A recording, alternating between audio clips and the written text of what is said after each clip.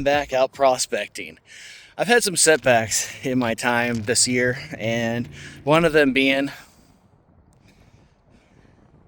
this brace. I tore my bicep this year, had to have surgery, and it limited what I was able to actually do coming out to these places. But I've been okayed for very light stuff, and I don't feel comfortable hiking into the slippery rocks or big things where I could fall and disturb this. But this flat area here, this broad, flat river area, I think I'll be okay. Yep, I have limited range of mobility and a new scar. Look at this big banded jasper. Holy moly, that's a beautiful banded jasper. The area is not necessarily a great gold producing area, but the gold does come from upstream where there are much better known gold producing areas. And naturally, it all has to come down somewhere as it erodes away and travels across this river. Looks like we got a dust storm downriver. We're gonna have to be careful. We might get blasted here if that wind comes this way. One of the ways to see on these glacial riverbeds is to look at the kinds of rocks that are in the area. So here we have some darker ones. I believe that's a chert or a jasper. I'm not pulling it up. We've got lots of float quartz rock here, which proves that this is a source that would wear down those fine particulates of gold. But I'm looking for more of those green stones close to serpentine that weigh a specific gravity closer to 3. Normally you wouldn't see them on the surface unless they were freshly washed away during a spring runoff. So essentially what we're looking for is stuff that settled during a big flood, but spring runoff was just enough to run the water over it, exposing that layer where it settled during a bigger flood.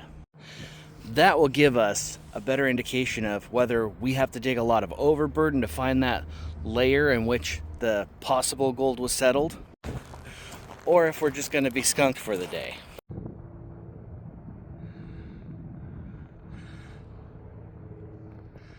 That dust line is starting to blow this way, and I can feel the wind coming now. Might have to brace myself. We'll get the safety glasses on as the sand will pummel your face and blast you with this glacial silt. So eye protection while you're out on these glacial beds.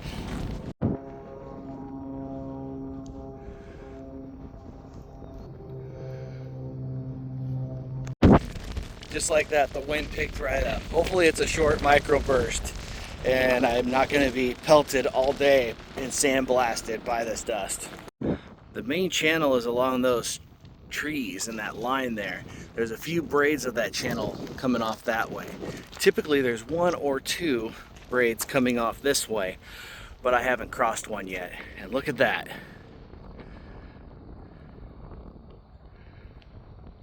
We have more dust devils coming.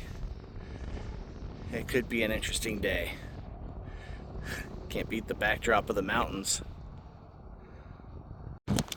So while I'm in the search for some panhandle water to work from and figure out where this gold may be out here, it's refreshing to be back outside. I don't like being restricted by injuries, trying to recover when it's the season that I could actually be getting some gold. I know there are better places accessible now where I could actually get some decent gold, but I just can't risk the trip hazard falling with this injury that's still recovering. So I have to do with much less gold in order to get it to work. That is one of those greenstones I was talking about. It's laying right here. It's got a smooth textured surface, and there's actually one right next to it as well. But they're heavier than the rest. Now, There's a semi-green stone, but it's not the heavy variety. It's not the kind that has the weight to it. I know this may sound crazy, but I haven't seen a lot of liquid water this year.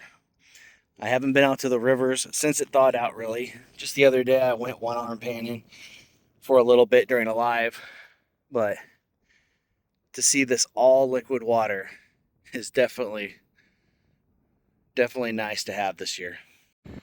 So we're here at the main channel of the river, and there's some little carved out areas here where the water is more manageable to pan in.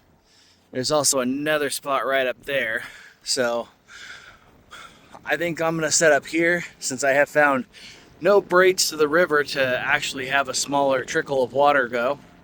And we'll do our panning here, and we'll test all these various layer banks to see if we can get any little bit of color. First pan, we got a micro color. It's itty bitty, but it was just from that little sample right there. So one micro, one tiny classified pan. It's gonna take a lot of work to add any gold up, but that's what we do.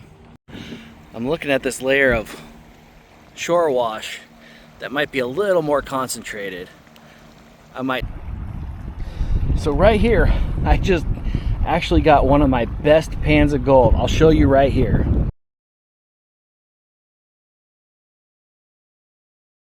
I'm gonna keep working this spot to try and get more of that color while only using one arm. Let's focus right in here and get what I can.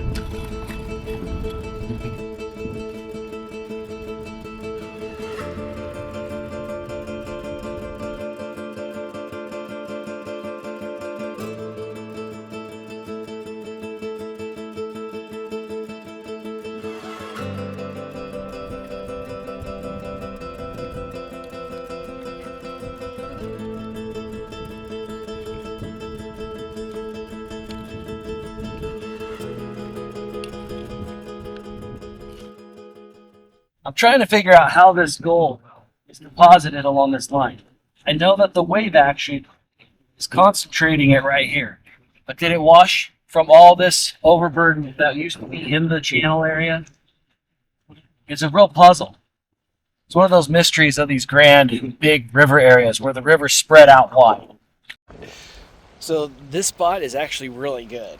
I did a pan on the higher stuff to see if it was more flood gold, but right here at the foot in the channel, I got an abundance of powder gold in one miniature pan.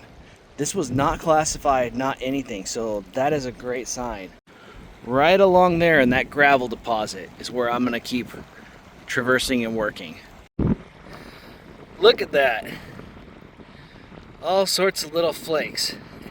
Nothing to scream about, but that adds up. Nice, super fine gold. So I dumped the snuffer out, and I had some residual from my one live when I was panning, but look at all that flower gold. And there's more in this black sand. That's just what I could get to the top. I'm not the greatest panner with my brace, so the tapping and all that can't really happen. When I need to pick or hold something, I rest my elbow here so I'm not using my bicep, and I can use my grip. So we'll need to get that beautiful gold cleaned up at home. That is nice.